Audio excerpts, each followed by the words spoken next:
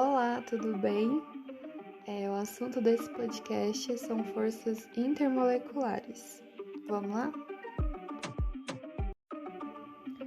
Bom, pessoal, já se perguntaram como a água forma gotas? Ou como os insetos conseguem caminhar sobre a água?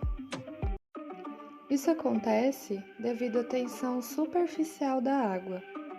É como se nos líquidos fosse criada uma fina película na superfície.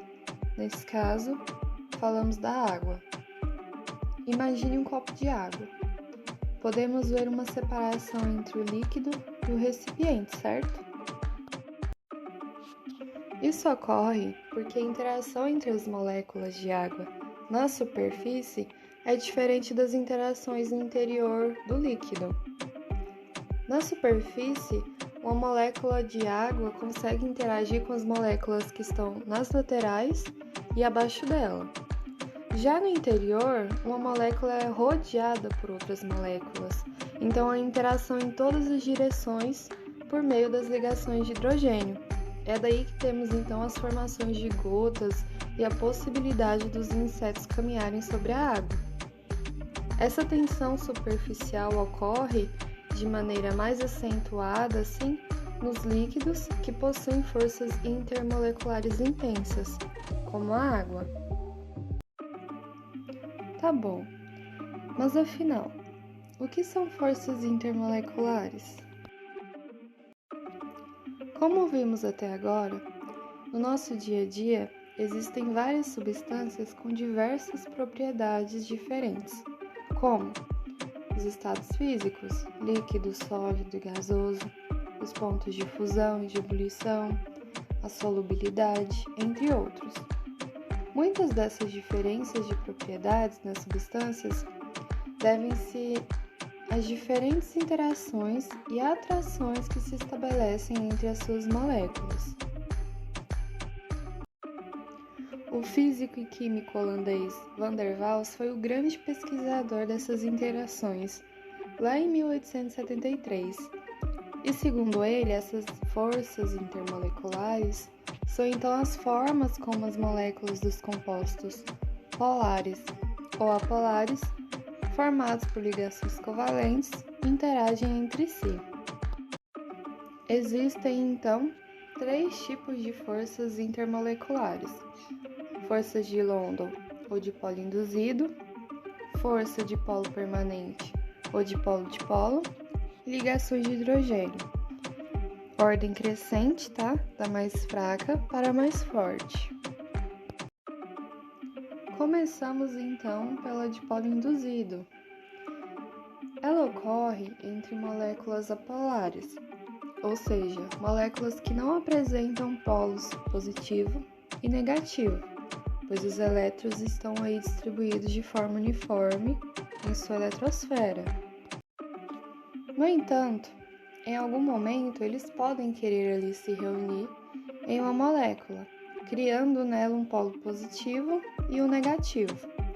Como essa molécula está mais próxima à outra, esse dipolo temporário acaba induzindo os elétrons da outra molécula a se agruparem em uma extremidade e assim sucessivamente. Assim, as moléculas que eram apolares passam a ter um dipolo que foi induzido. Como exemplo, temos o gás carbono, CO2, o gás metano, CH4 e o gás etano, C2H6. Como observamos nos exemplos, muitos se encontram no estado gasoso em condições ambientes. No caso das que não se encontram no estado gasoso, é muito mais fácil transformá-las em gases, porque não é necessário muita energia para romper suas interações.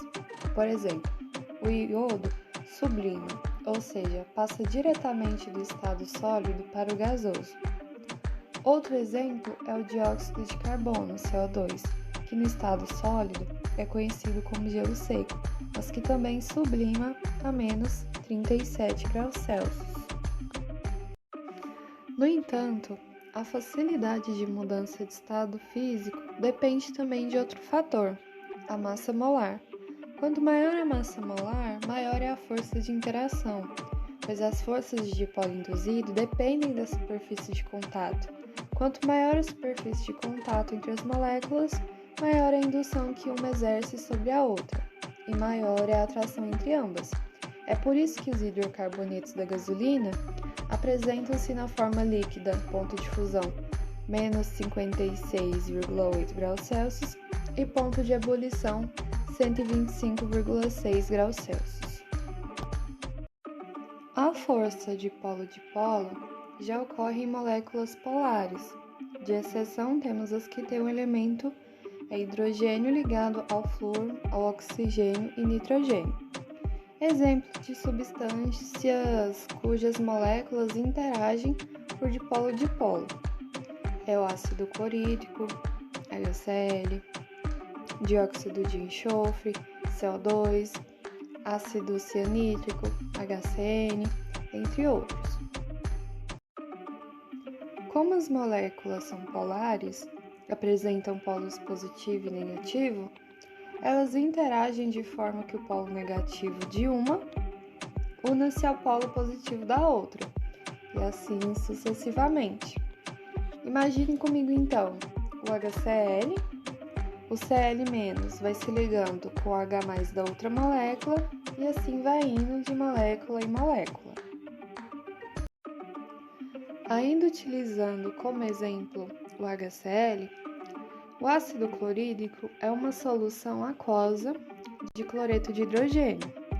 Segundo a teoria de Arrhenius, um ácido é toda substância que em solução aquosa libera como único cátion o hidrogênio, H+, ou mais corretamente, que forma o cátion hidrônico, H3O+. Esse gás é um composto covalente, que é formado pelo compartilhamento de um par de elétrons entre o hidrogênio e o cloro. O cloro é mais eletronegativo que o hidrogênio e, por isso, atrai os elétrons mais fortemente para si, criando um dipolo elétrico na molécula. Desse modo, quando o cloreto de hidrogênio é colocado em água, o hidrogênio da molécula de HCl, que está positivamente carregado, é atraído pelo oxigênio da molécula de água, que é mais eletronegativo que o cloro. Ligação de hidrogênio é um tipo de força intermolecular que ocorre em moléculas polares, mas apenas se o átomo de hidrogênio estiver ligado diretamente a um dos três elementos químicos, o flúor, o oxigênio e o nitrogênio, que são os mais eletronegativos da tabela periódica, que forma os elementos que fazem exceção da força de polo-dipolo, lembram?